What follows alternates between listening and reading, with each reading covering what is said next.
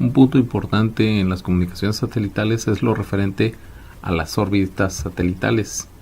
Las órbitas satelitales son de distintos tipos, las podemos catalogar como satélites de órbita baja o en sus siglas LEO, satélites de órbita media, satélites de órbita geoestacionaria y satélites de órbita altamente elíptica. La podemos ver aquí en la imagen, tenemos aquí la LEO, la de mediana, la geoestacionaria, que es prácticamente circular, y la altamente elíptica, que sería algo que podría salir de la imagen, pero es totalmente elíptica.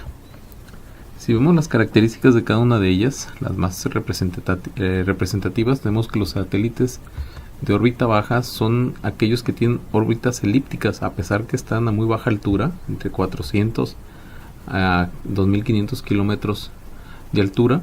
Estas órbitas tardan en dar aproximadamente 90 minutos la vuelta a la Tierra, o sea que el satélite se está moviendo, y desde el punto de observación donde nos encontremos tendríamos que hacer los cálculos para determinar cuántas veces y en qué elevación pasa el satélite, pero esto sucedería aproximadamente cada 90 minutos. Esto permite que tener satélites o una cantidad de satélites considerable, de 50 a 100, yo me atrevería a decir que más de 100, por los tamaños de los satélites que se utilizan, son muy pequeños, por lo tanto las potencias de transmisión con estas distancias no requieren ser muy altas, y eso facilita el tener un ahorro en el consumo energético, tener estaciones pues no tan costosas, que no van a ocupar antenas terrestres o estaciones terrenas con alta densidad en el tamaño de sus antenas, y por lo tanto las antenas podrían ser incluso hasta omnidireccionales, y estos satélites, por la altura que tienen, pues pueden ser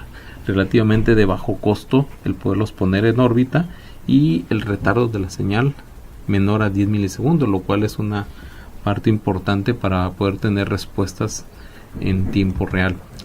Un ejemplo de estos sistemas son los Iridium, que se utilizaron para telefonía celular. Si se fijan, esta órbita de aquí por lo regular tiene un traslape con esta otra órbita conforme van pasando entre una y otra, entonces todo el momento habría cobertura entre cada uno de estos satélites, para lo cual se calcularon 6 órbitas, que serían estas líneas en rojo, y entre ellas habría ubicados alrededor de 66 satélites.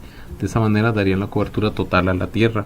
Después tenemos los satélites de órbita media, los cuales trabajan generalmente en alturas de los 4000 a 15000 kilómetros de altura sobre la distancia de la Tierra.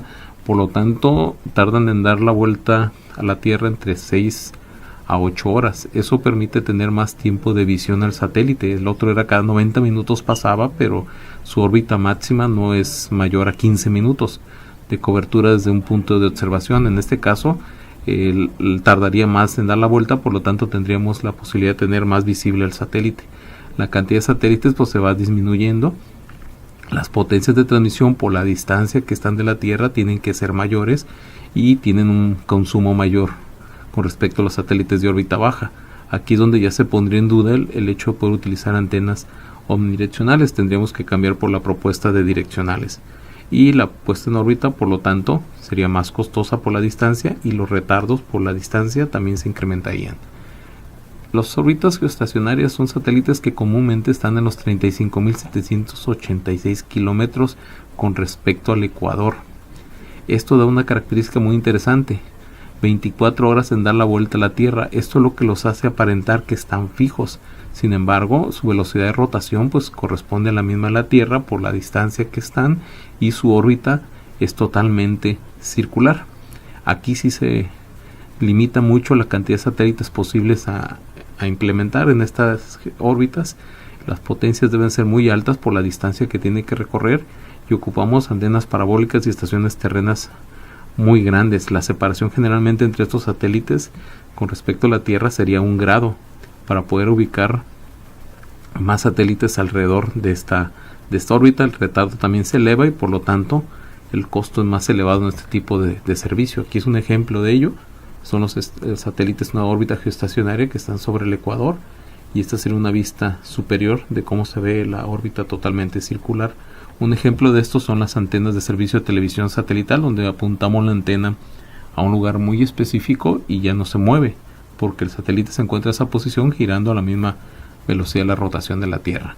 Si lo vemos de esta manera, para cubrir la Tierra con este tipo de órbitas, pues prácticamente con 3 satélites geoestacionarios separados 120 grados cada uno de ellos, con eso sería suficiente para cubrir o tener una cobertura total en la Tierra. Esto fue lo que Arthur C. Clarke en el periodo de la Segunda Guerra Mundial estimó que se podría lograr, y ahora es lo que actualmente se está aplicando para ese tipo de órbitas.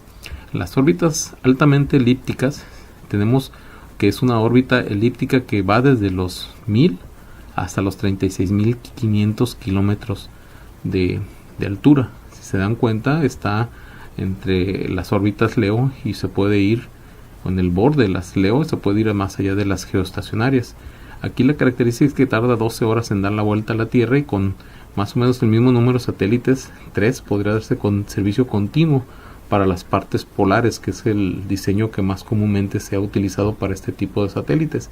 Y lo podemos ver aquí. Esta es la distancia más cercana a la Tierra, que estaría entre los límites de la Leo y los de órbita media, y su punto más lejano estaría más allá de la órbita geoestacionaria, pero esto sobre los polos, de tal manera que 12 horas tendría en pasar de una órbita de la parte más distante, que se llama apogeo, hacia el punto más cercano, que se llama perigeo.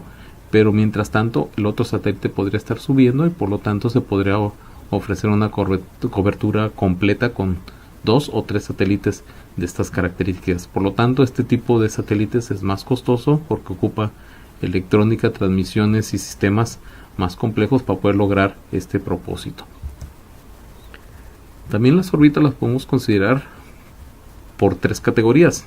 Ya vimos cuáles son generalmente las 4 más comunes, pero aquí las podemos agrupar en 3 categorías. Baja altitud, que podría estar las de órbita baja, las media, ¿sí? La de mediana altitud, ¿sí? Podría estar también catalogadas como las geoestacionarias, y las de alta altitud, donde estaría geoestacionarias y las altamente elípticas. Y también pueden denominarse en alguna literatura de acuerdo por el punto donde pasan, de tal manera que las órbitas que están sobre el ecuador se les llaman órbitas ecuatoriales. Las que pasan por los polos, generalmente de norte a sur, y en algunos casos tienen inversiones de sur a norte, se les conocen como órbitas polares, y de ahí en más cualquier otro tipo de órbita se le llamaría inclinada. Si lo vemos de manera gráfica, aquí tenemos todos los tipos de órbitas que podemos ver: las polares, las inclinadas y las geoestacionarias o ecuatoriales. ¿Cuáles serían las ventajas que nos daría el sistema de comunicaciones por satélite? Comunicación sin cables desde cualquier punto, estando en zona de cobertura, grandes zonas de cobertura por las distancias. Mientras más alta sea la órbita, mayor posibilidad de cubrir más áreas sobre la Tierra tendríamos para ello. Disponibilidad de banda ancha debido a que utilizamos microondas. Independencia de la estructura de comunicaciones en tierra, puede ser cualquier tipo de sistema entrelazado de acuerdo a la órbita que se va a trabajar. La instalación rápida de una red, ya que nada más requerimos tener el receptor apuntando hacia el satélite. Un bajo costo al añadir un nuevo receptor, nada más se compra el equipo, se implementa en la antena si tienen la capacidad de bajar 2 señales simultáneas, o se requeriría poner otra antena adicional. La característica del servicio uniforme: estando dentro de la zona de cobertura, el servicio sería dentro de esa zona de cobertura para todas las estaciones terrenas disponibles. Y un servicio total proporcionado por un único proveedor, que sería el que da el servicio para el usuario. Entonces, estas son las características que tenemos que tomar en cuenta de las órbitas y las ventajas de las comunicaciones satelitales.